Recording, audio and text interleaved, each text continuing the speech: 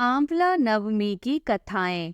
कार्तिक माह के शुक्ल पक्ष की नवमी तिथि को आंवला नवमी बनाई जाती है। कार्तिक मास की शुक्ल पक्ष की नवमी तिथि को आंवला नवमी, आरोग्य नवमी, अक्षय नवमी, कुष्मांड नवमी के नाम से जाना जाता है। आंवला नवमी को अक्षय नवमी के नाम से भी जाना जाता है। आज के दिन सह परिवार आंवले के पेड़ की आराधना की जाती है। धार्मिक मान्यता है के अनुसार कार्तिक शुक्ल पक्ष की नवमी तिथि को जो कोई आंवले के पेड़ का पूजन परिवार सहित करता है, उसे आरोग्य, जीवन और सुख सौभाग्य प्राप्त होता है। मान्यता के अनुसार इस दिन किया गया तप, जप, दान इत्यादि व्यक्ति को सभी प्रकार के कष्टों से मुक्त करता है। आंवला नवमी की पूजा के दौरान इससे जुड़ी इस कथा को जरूर पढ़ना या सुनना चाहिए, तभी इस पूजा का अक्षय फल भक्तों को प्राप्त होता है। कहा जाता है कि अगर इस दिन कोई भी शुभ काम किया जाए तो उससे अक्षय फल की प्राप्ति होती है। पूजा के दौरान आंवला नवमी की कथा भी सुनी जाती है। आइए पढ़ते हैं आंवला नवमी की कथा। आंवला नवमी की कहानी व्रत के समय कही और सुनी जाती है। किसी भी व्रत को रखने के दौरान हमें उस व्रत की कहानी और उसके महत्व का ज्ञान होना जरूरी होता है। तो आइए आज आप भी जानें अक्षय नवमी की व्रत कथा के बारे में। आंवला नवमी की पूजा विधि। महिलाओं को इस दिन सुबह जल्दी स्नान करके आंवले के पेड़ के पास जाना चाहिए और उसके आसपास सफाई करके पेड़ की जड़ में साफ पानी चढ़ाना चाहिए। इसके बाद पेड़ की जड़ में दूध चढ़ाना चाहिए। चढ़ाया हुआ थोड़ा दूध और वो मिट्टी सिर पर लगानी चाहिए। पूजन सामग्रियों से पेड़ की पूजा करें और उसके तने पर कच्चा सूत या मौली 8 परिक्रमा करते हुए लपेटें। कहीं कहीं 108 परिक्रमा भी की जाती हैं। पूजन के बाद परिवार और संतान की सुख समृद्धि की कामना करके पेड़ के नीचे बैठकर परिवार व मित्रों के साथ भोजन ग्रहण करना चाहिए। आंवला नवमी का धार्मिक महत्व। आंवला नवमी के दिन ही भगवान विष्णु ने कुष्मांडक नामक दैत्य को मारा था। आंवला नवमी पर ही भगवान श्री कृष्ण ने कंस का वध करने से पहले 3 वनों की परिक्रमा की थी। आंवला नवमी पर बहुत से लोग मथुरा वृंदावन की परिक्रमा करते हैं। संतान प्राप्ति के लिए की गई पूजा पर व्रत भी रखा जाता है और इस दिन रात में भगवान विष्णु को याद करते हुए जगराता किया जाता है। आंवला नवमी की कथा। 1. आंवला नवमी पर आंवले के पेड़ के नीचे पूजा और भोजन करने की प्रथा की शुरुआत माता लक्ष्मी ने की थी। कथा के अनुसार एक बार माँ लक्ष्मी पृथ्वी पर घूमने के लिए आईं। धरती पर आकर माँ लक्ष्मी सोचने लगी कि भगवान विष्णु और शिव जी की पूजा एक साथ कैसे की जा सकती है। तभी उन्हें याद आया कि तुलसी और बेल के गुण आंवले में पाए जाते हैं। तुलसी भगवान विष्णु को और बेल शिव जी को प्रिय है। उसके बाद माँ लक्ष्मी ने आंवले के पेड़ की पूजा करने का निश्चय किया। माँ लक्ष्मी की भक्ति और पूजा से प्रसन्न होकर भगवान विष्णु और शिव जी साक्षात प्रकट हुए।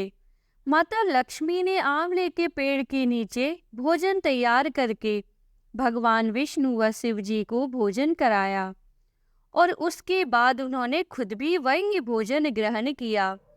मान्यताओं के अनुसार आंवला नवमी के दिन अगर कोई महिला आंवले के पेड़ की पूजा कर उसके नीचे बैठकर भोजन ग्रहण करती है तो भगवान विष्णु और शिव जी उसकी सभी इच्छाएं पूर्ण करते हैं।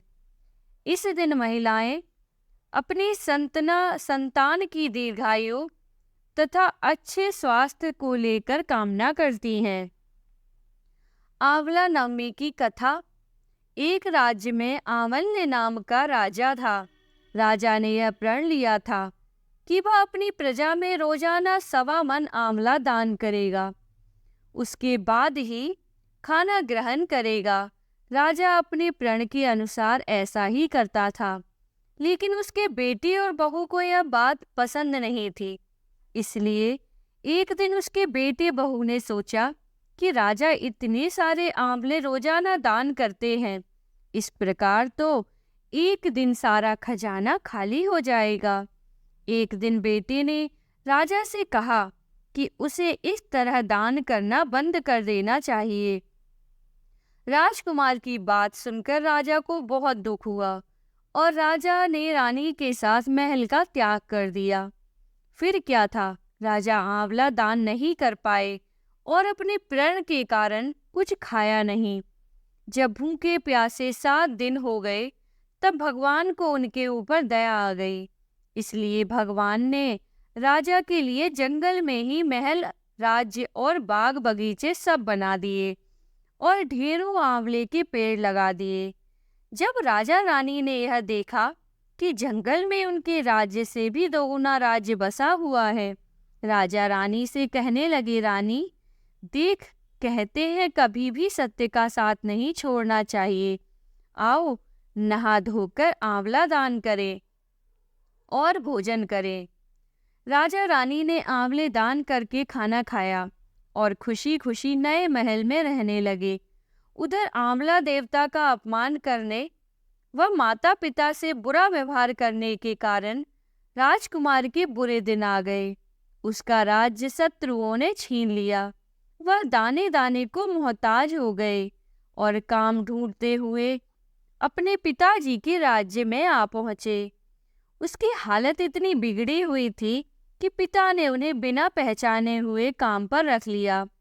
बेटे बहू सोच भी नहीं सकते थे कि उनके माता पिता इतने बड़े राज्य के मालिक भी हो सकते हैं, सो उन्होंने भी अपने माता पिता को नहीं पहचाना।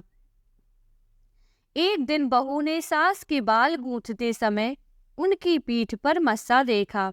उसे यह देख सोचकर रोना आने लगा कि ऐसा मस्सा मेरी सास के भी था। हमने ये सोचकर उन्हें आंवले दान करने से रोका था कि हमारा धन नष्ट हो जाएगा। आज वे लोग न जाने कहाँ होंगे। यह सोचकर बहू को रोना आने लगा और आंसू टपक टपक कर सास की पीठ पर गिरने लगे। रानी ने तुरंत पलट कर देखा और पूछा कि तू क्यों रो रही है। उसने बताया, आपकी पीठ जैसा मस्सा मेरी सास की पीठ पर भी था। हमने उन्हें आंवले दान करने से मना कर दिया था, इसलिए वे घर छोड़कर कहीं चले गए। तब रानी ने उन्हें पहचान लिया, सारा हाल पूछा और अपना हाल बताया। अपने बेटे बहू को समझाया कि दान करने से धन कम नहीं होता बल्कि बढ़ता है।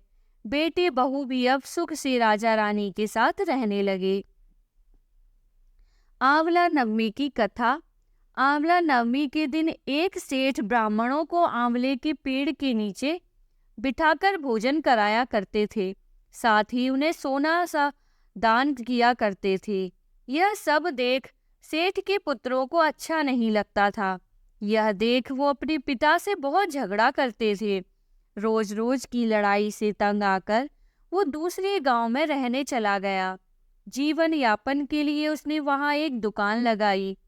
उसी दुकान के आगे सेठ ने एक आंवले का पेड़ लगाया।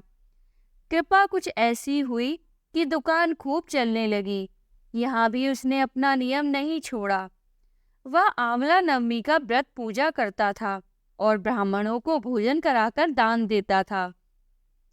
वहीं दूसरी ओर सेठ के पुत्रों का व्यापार ठप हो गया।